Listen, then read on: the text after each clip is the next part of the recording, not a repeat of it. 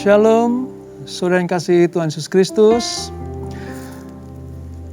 Malam hari ini kita akan melanjutkan pembelajaran kita dari kitab Bilangan pasal yang ke-16.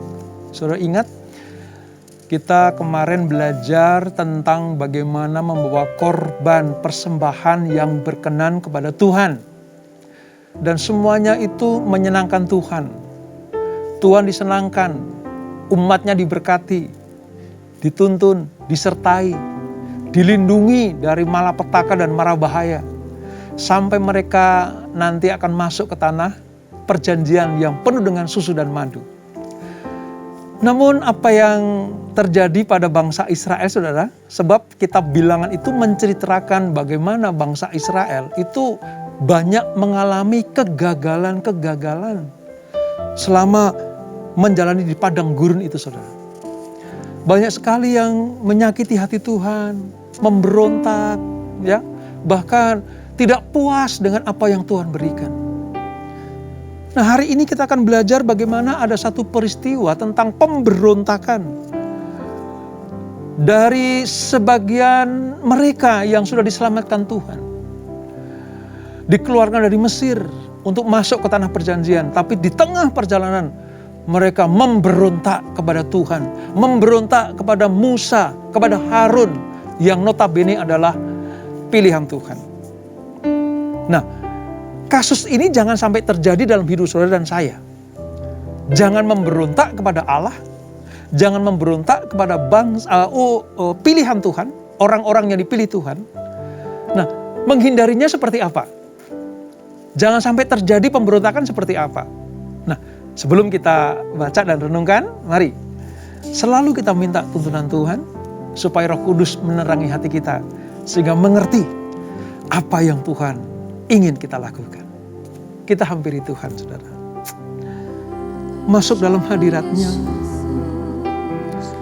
Naikkan pujian syukurmu kepada Tuhan. Persembahkanlah hidupmu sebagai persembahan yang berkenan kepada Tuhan. Biarlah kita menjadi hamba Tuhan, anak-anak Tuhan yang selalu menyenangkan hati Tuhan. Kami bawa hidup kami Tuhan hanya kepadamu, hanya kepadamu. Terima kasih Yesus buat kasih-Mu yang luar biasa.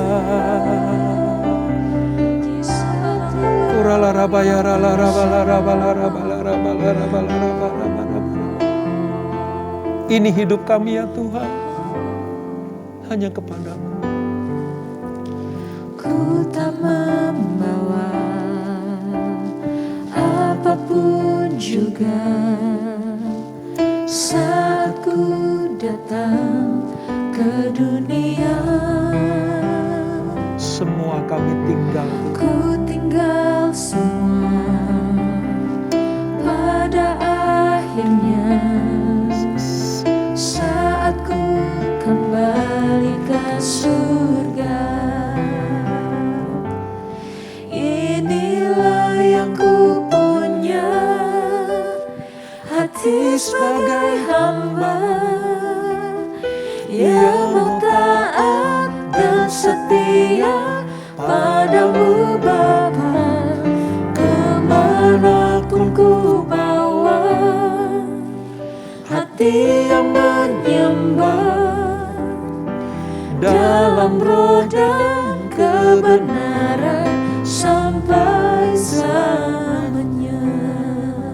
Amin Tuhan.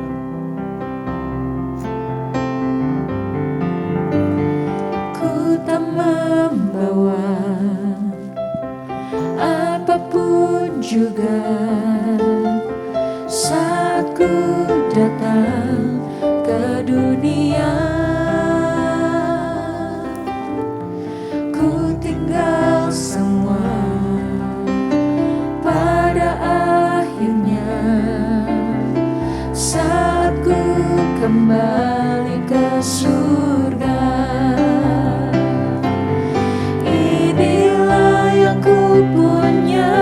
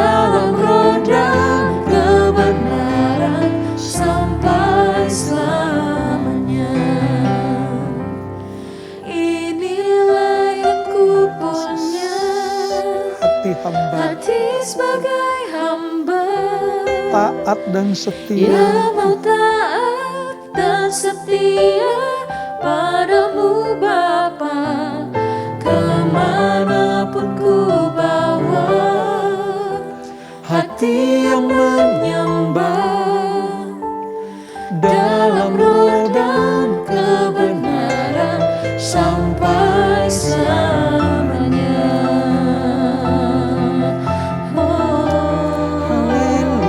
Sampai selamanya. biar kami menjadi hamba yang setia, taat kepada firman-Mu, setia kepada panggilan kami. Ini yang kami miliki.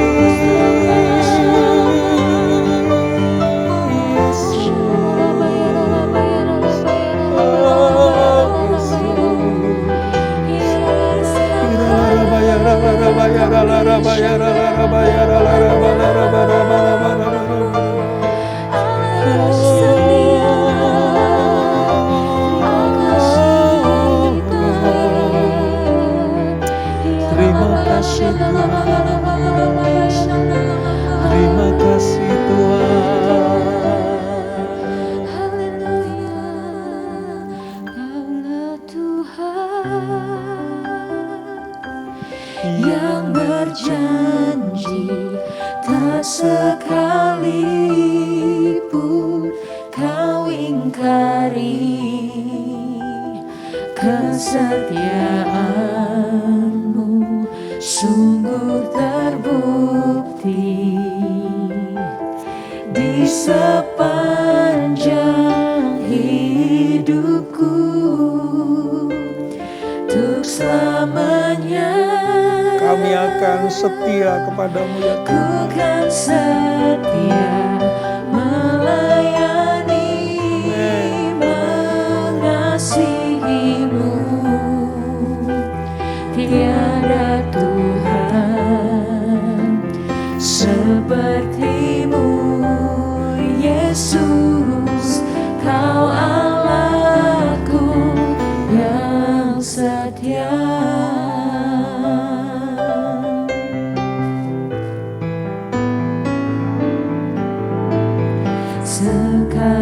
Sekalipun ku berjalan dalam lembah gelap, Kami tidak akan pernah takut Tuhan. namun Sebab tangan-Mu yang tangan-Mu selalu menopang hidupku. walau kami dalam lembah kekelaman, Saat ku dalam ketakutan, Kau selalu Kau hadir di sisiku. dan firman-Mu yang kami tunggu. Kau berkata, jangan takut, Kau beriku kemenangan. Amin. Kaulah Tuhan yang berjanji tak sekalipun Kau ingkari kesetiaan-Mu sungguh terbukti di sepanjang hidupku untuk selamanya. Ku kan setia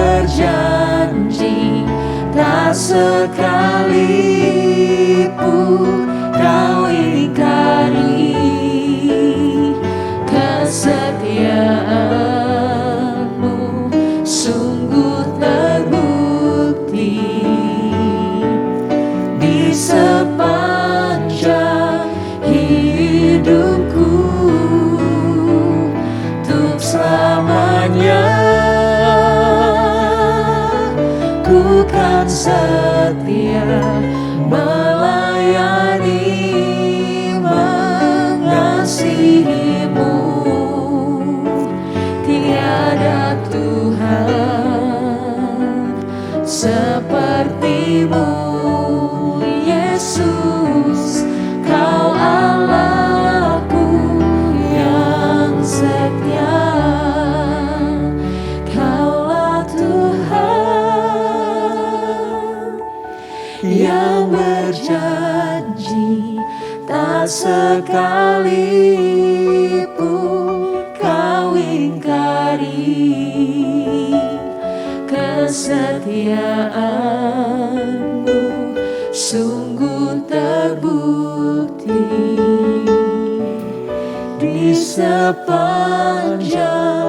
hidupku, untuk selamanya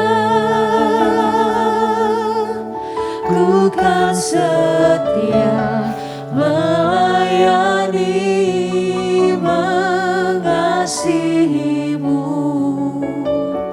Tiada Tuhan sepertimu, Yesus.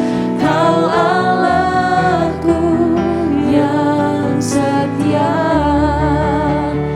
Tiada Tuhan sepertimu, Yesus. Kau Allahku yang setia. Hanya Engkau, Tiada Tuhan sepertimu, Yesus. Kau Allahku yang setia.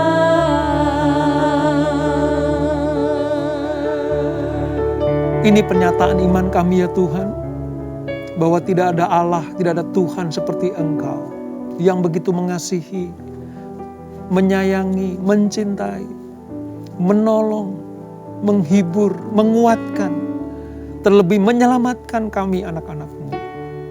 Dan kami percaya, yang diminta Tuhan dari pihak kami cuma satu, jadilah anak-anak Tuhan yang taat dan setia.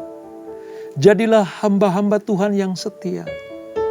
Dengan demikian, kita akan mendapatkan bagian-bagian yang Tuhan janjikan itu.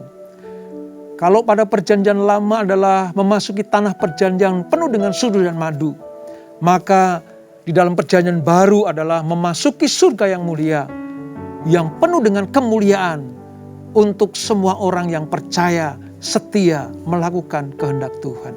Terima kasih Bapak.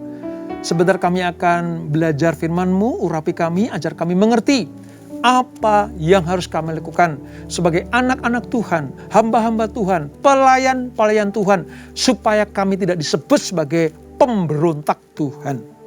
Urapi kami Tuhan, di dalam nama Yesus. Mari yang siap belajar firman Tuhan, sama-sama kita katakan amin. Bilangan pasal yang ke-16. Pada perikop pemberontakan Korah, Datan, dan Abiram. Kita akan pelajari mengapa sampai ada pemberontakan dari umat Allah kepada Tuhan, saudara. Dan apa akibatnya? Kita akan baca di ayat 1 sampai dengan ayat yang ke-7 terlebih dahulu. Demikian firman Tuhan. Korah bin Yisar bin Kehat bin Lewi. Jadi Korah itu keturunan orang Lewi. Beserta Datan dan Abiram, anak-anak Eliab. Dan On bin Pelet, ketiganya orang Ruben. Jadi dari pihak orang Lewi diwakili oleh Korah. Lalu pihak Ruben, Bani Ruben atau suku Ruben diwakili oleh Datan dan Abiram. Mengajak orang-orang untuk memberontak melawan Musa beserta 250 orang Israel.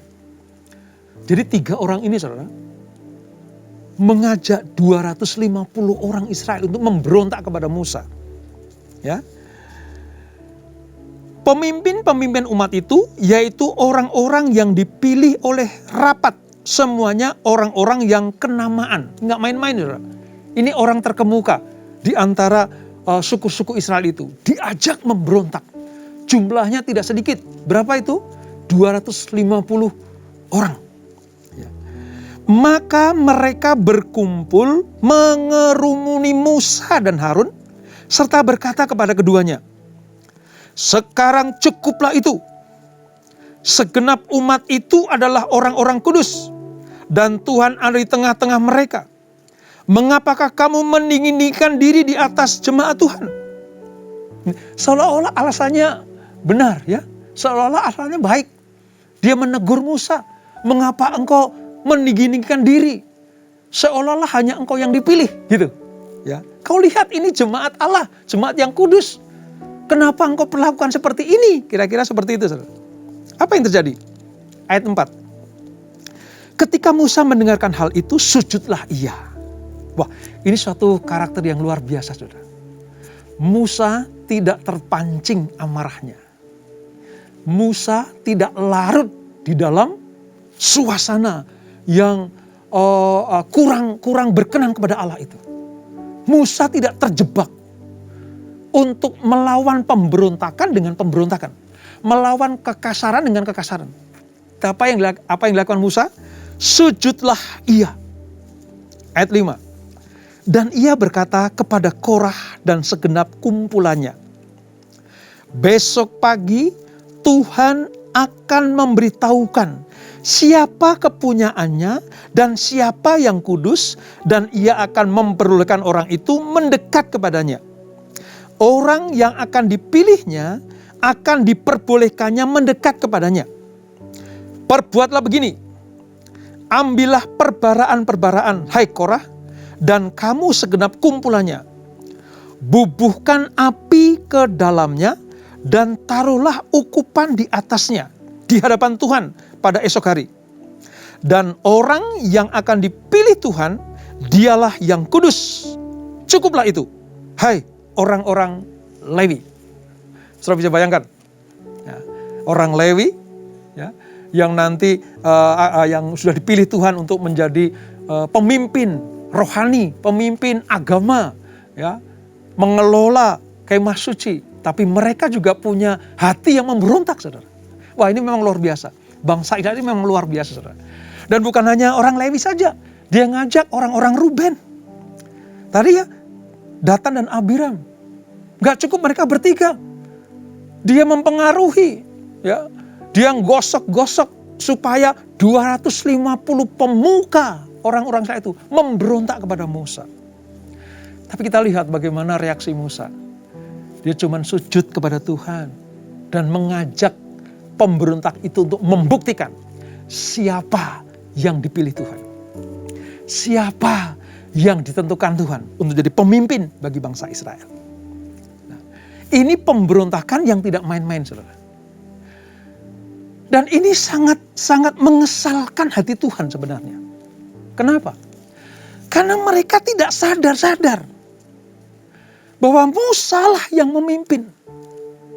Musa lah yang mendapatkan hak istimewa dari Tuhan untuk membawa mereka keluar dari Mesir, masuk tanah perjanjian. Harun yang ditetapkan Tuhan menjadi imam besar. Saudara bisa bayangkan, dari suku Lewi pula. Ternyata dalam diri suku Lewi ada ketidakpuasan, ada beberapa yang tidak puas tentang kepemimpinan Musa dan Harun. Dan bukankah itu sering terjadi, saudara? Di masa-masa kita hidup ini. Bagaimana banyak orang, ya, khususnya dalam kehidupan rohani kita. Mereka tidak percaya bahwa Tuhan memilih seorang gembala. Diberikan hak otoritas dari Tuhan untuk menggembalakan domba-domba. Nah, ketika mereka digembalakan ada ketidakpuasan, ada ketidaknyamanan. Mereka berontak. Mereka tidak puas. Mereka tidak senang dengan pilihan Tuhan dan ketetapan Tuhan. Apa yang terjadi? Seperti yang dialami para pemberontak ini, nanti di akhir kehidupan mereka, hal yang luar biasa menakutkan, mengerikan terjadi. Oleh sebab itu, jangan pernah memberontak kepada Tuhan dan kepada orang pilihan Tuhan. Mari kita lihat, saudara. Ya. Alasan pemberontakan Korah dan ke-250 pemimpin umat itu, sebagian orang Lewi, kedengarannya seperti rohani. Sebab mereka muncul membawa apa? Perbaraan untuk menunjukkan bahwa mereka juga kudus. Mereka juga melaksanakan tugas seperti apa yang Tuhan perintahkan. Alasannya kudus. Alasannya benar menurut mereka. Dan berikutnya mereka menilai bahwa Musa telah meninggikan diri di atas jemaat Tuhan. Ayat 3 tadi. Bagaimana bisa Musa meninggikan diri di atas jemaat Tuhan? Wong semua firman datang kepada Musa untuk disampaikan kepada bangsa Israel. Ya jelaslah, Musa dipercaya Tuhan. Sebenarnya alasan pemberontakan itu karena mereka iri kepada Musa dan Harun. Mereka jealous, saudara. Ya, cemburu kepada apa? Kedudukan Musa pada waktu itu. Dikit-dikit Musa, dikit-dikit Musa. Di Kemah Suci harus Harun, harus anak-anaknya. Memang hanya Musa dan Harun yang bisa melakukan hal itu. Nah ini ciri pemberontak. Ciri orang yang iri, jealous, itu seperti itu. Memang cuma dia yang bisa. Aku juga bisa. Parahnya lagi, dia ngomong sama orang lain. Tahu nggak? Bukan hanya Musa yang kita bisa tuh. Itu. Dosanya Korah, Datan, dan Abiram itu seperti itu. Bukan hanya diri mereka yang jealous. Bukannya diri mereka yang iri. Tetapi mereka ngajak orang lain. Ngajak jemaat. Ya, nggak sedikit, saudara. 250 orang. Ya. Untuk apa? Memberontak kepada Tuhan. Memberontak kepada Musa. Dan saudara tahu, Allah tidak suka. Allah tidak senang. Ini yang membuat Musa sampai harus sujud kepada Tuhan. Minta arahan Tuhan. Menghadapi orang seperti ini kayak apa? Dan luar biasa. Walaupun tidak disebutkan di ayat ini, saudara. Tapi Musa memberikan sebuah tawaran kepada pemberontak itu. Yuk, besok kita bawa perbaraan masing-masing.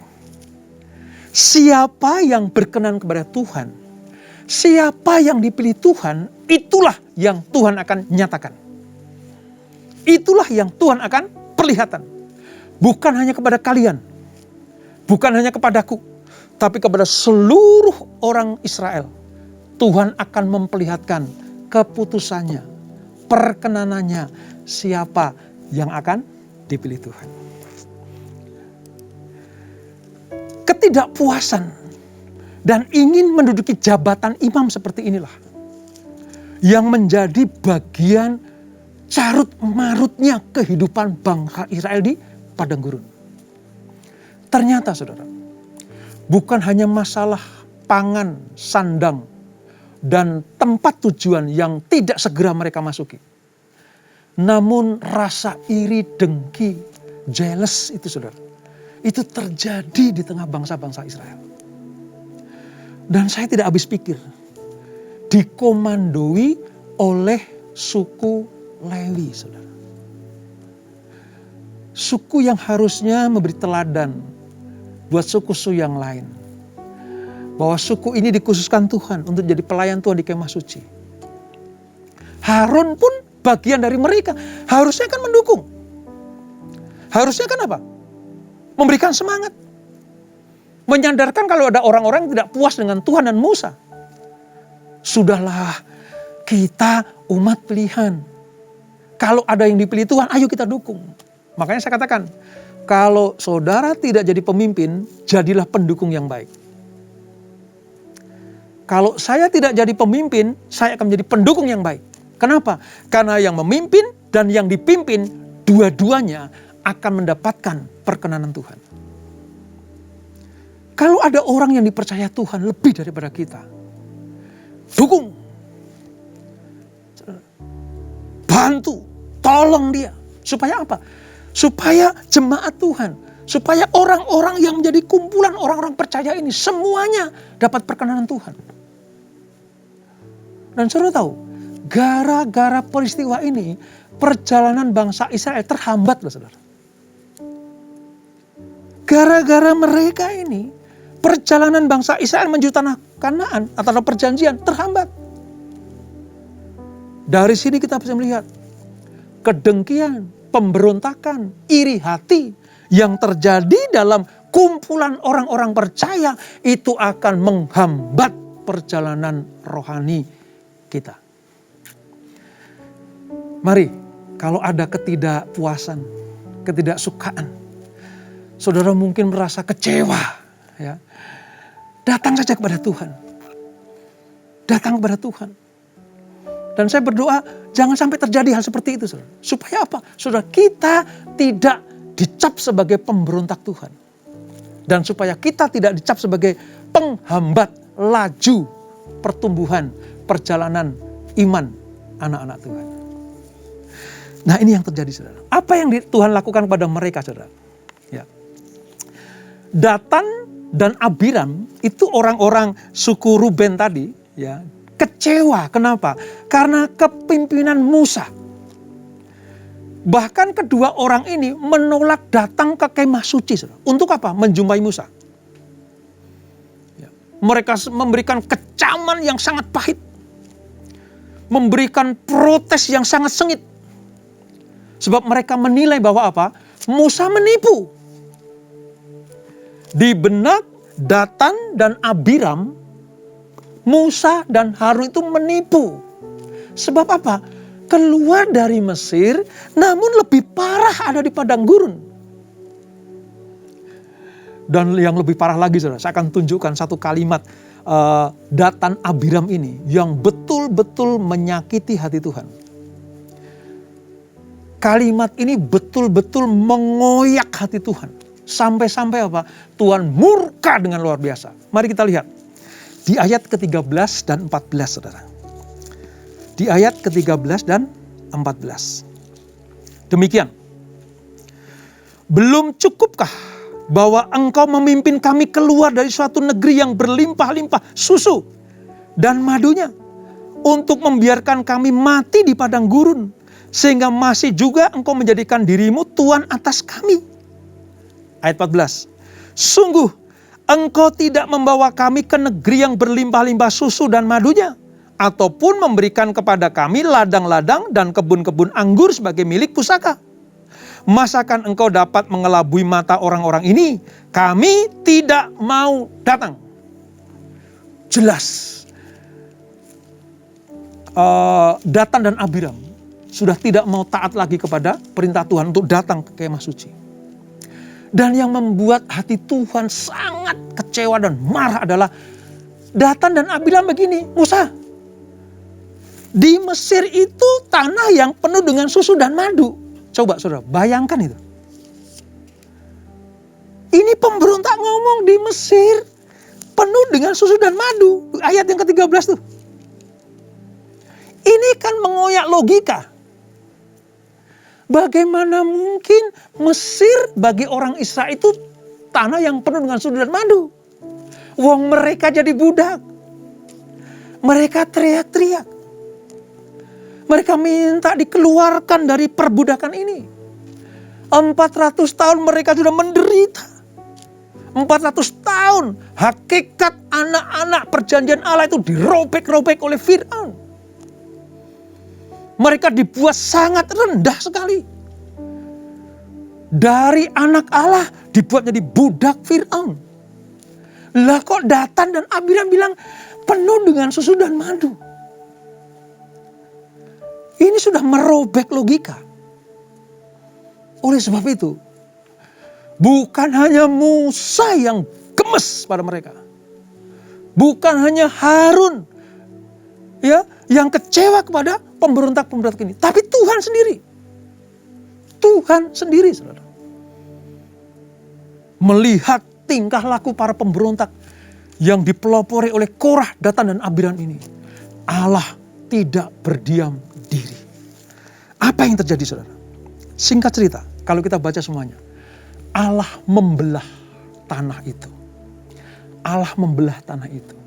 Semua pemberontak, semua pemberontak ditelan hidup-hidup oleh tanah yang menganga itu.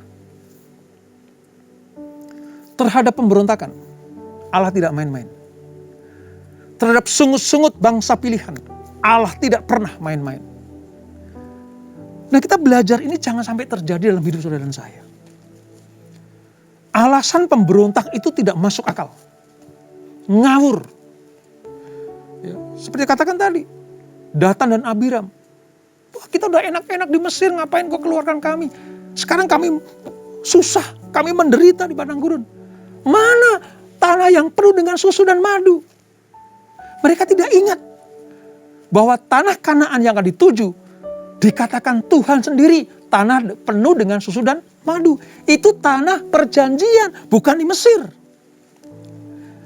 Tapi Datan dan Abiram membalik logika, mempengaruhi banyak orang Israel. Sampai 250 pemuka-pemuka jemaat terseret kepada makar yang luar biasa ini. Dan Allah murka. Terhadap hal ini Allah murka. Dan kita percaya juga Allah juga akan murka kepada orang-orang yang memberontak kepada Tuhan. Oleh sebab itu mari, apa yang Tuhan sudah janjikan kepada kita, apa yang sudah kita alami sepanjang hari ini, sepanjang hidup kita, mari kita mengucap syukur sama Tuhan.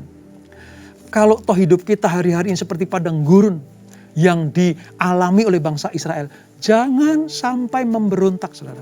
Jangan sampai bersungut-sungut. Supaya apa? Supaya Allah tidak murka kepada kita. Jangan sampai murka Allah, geramnya Allah, ya, kemarahan Allah itu menimpa hidup saudara dan saya. Caranya gimana? Tetap percaya kepada Tuhan. Ikuti arahan-arahan Tuhan lewat para pemimpin kita. Entah itu kalau di gereja ya gembala kita. Kalau di perusahaan yaitu bos kita, atasan kita. Itu yang dipilih Tuhan. Kalau di bangsa dan negara, ya presiden kita. Tuhan memilih mereka untuk membawa kita kepada kehidupan yang berkenan kepada Tuhan. Dari pelajaran ini kita melihat bagaimana orang yang tidak sepaham dengan Tuhan, yang tidak sepakat dengan rencana Tuhan, yang tidak setuju dengan rancangan Tuhan, akan dihancurkan, akan dibinasakan, akan dihukum Tuhan dan tidak main-main hukumannya. Ditelan bumi, saudara. Itu tanda apa? Tanda murka Allah sudah pada puncaknya. Murka Allah sudah pada puncaknya untuk mereda pemberontakan ini. Para pemberontak, Korah, Datan dan Abiram bersama dengan para pengikutnya harus selesai di situ. Sebab bangsa pilihan akan berangsur maju. Para pemberontak tidak akan pernah masuk ke tempat yang dijanjikan Tuhan. Para pemberontak akan selesai di situ. Dan Allah akan menuntun umatnya masuk ke tanah perjanjian. Pilihan ada di kita. Mau selesai di situ? Yang ditelan mentah-mentah oleh tanah itu? Atau kita masuk golongan orang yang masuk dalam kerajaan surga yang mulia? Saya akan pilih untuk terus maju. Masuk ke tanah perjanjian yang penuh dengan susu dan madu. Kalau ada bujuk rayu para pemberontak, saudara, jangan ikuti. Kalau ada bujuk rayu dari orang-orang yang tidak puas dengan Tuhan, jangan ikuti. Tetap setia pada panggilan kita. Toh misalnya tinggal saudara sendiri, yang lain memberontak, jangan ikuti. Tuhan akan menyelamatkan yang satu itu. Walaupun yang memberontak beribu-ribu, berjuta-juta, Tuhan akan menyelamatkan yang satu itu, yang taat, setia kepada janji-janji Allah. Kita tundukkan kepala. Bapa di surga, terima kasih untuk pelajaran pada malam hari ini. Bagaimana kami melihat kengerian yang terjadi. Suasana yang sungguh sangat menyedihkan hati Tuhan. Bagaimana mungkin seorang Lewi memimpin pemberontakan kepada Musa dan Harun. Korah orang Lewi, Datan dan Abiram orang Ruben itu memprovokasi sekitar 250 tua-tua Israel memberontak kepada Musa dan Harun. Dan itu artinya juga memberontak kepada Tuhan. Dan kami lihat bagaimana hasilnya. Si pemberontak tidak akan pernah mendapatkan janji Tuhan. Namun kepada yang taat dan setia akan masuk ke tanah perjanjian. Itu intinya. Oleh sebab itu, biarlah kami tidak tergolong orang-orang yang memberontak kepada Tuhan. Kami tidak tergolong orang-orang menjadi bagian para pemberontak itu. Kalau kami bukan Korah, Datan, dan Abiram. Kalau kami seperti tua-tua Israel, kami tidak akan terhasut oleh mereka. Sebab akhirnya kami melihat bagaimana murka Allah. Hukuman datang bukan dari Musa dan Harun, tapi hukuman datang dari Allah. Oleh sebab itu Bapa, Roh Kudus tolong kami. Ajar kami selalu mengucap syukur kepada Engkau. Ajar kami taat setia kepada Engkau lewat para pemimpin kami.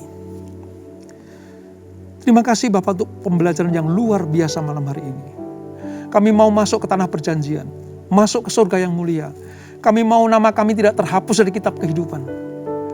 Kami mau masuk dalam pesta anak domba Allah itu. Oleh sebab itu, pimpin kami, ingatkan kami supaya kami tidak menjadi pemberontak-pemberontak Tuhan. Ampuni kami Tuhan kalau kami suka iri kepada orang yang dipakai Tuhan. Ampuni kami. Ampuni kami kalau suka cemburu kepada orang-orang yang sedang dipakai Tuhan. Ampuni Tuhan. Harusnya kami mendoakan dia. Mendukung, menyokong pemimpin kami. Supaya baik mereka atau kami semuanya masuk ke tanah perjanjian itu. Terima kasih Roh Kudus. Terima kasih untuk peringatan yang luar biasa ini. Sehingga kami tidak dibinasakan Tuhan. Seperti Korah, Datan, dan Abiram ditelan mentah-mentah oleh bumi. Berkati anak-anak-Mu. Berkati semua yang join di Bible Study ini. Semuanya diberkati Tuhan. Hidup kami, keperluan kami, rumah tangga kami, pekerjaan kami, kesehatan kami. Semuanya diberkati Tuhan. Terima kasih Bapak. Berkati gereja-Mu. Berkati para pemimpin kami. Gembala kami. Orang-orang yang membawa kami kepada kemuliaan demi kemuliaan lewat tuntunan mereka. Berkati mereka semuanya. Terima kasih Bapak. Sebelum kami berpisah, kami siapkan hati kami terima berkat yang daripada-Mu. Kekasih-kekasih Kristus arahkan hatimu kepada Tuhan. Terimalah berkat kasih anugerah dari Allah Bapa yang berlimpah-limpah. Di dalam Anak yang tunggal Tuhan Yesus Kristus. Dan persekutuan yang manis dalam Roh Kudus menyertai kita semuanya. Mulai saat ini sampai Maranatha. Tuhan datang kedua kali menjemput kita semuanya. Dibawa masuk dalam perjamuan kawinan domba. Menikmati kemuliaan kekal sampai selama-lamanya. Yang diberkati, sama-sama kita katakan, amin. Tuhan Yesus memberkati.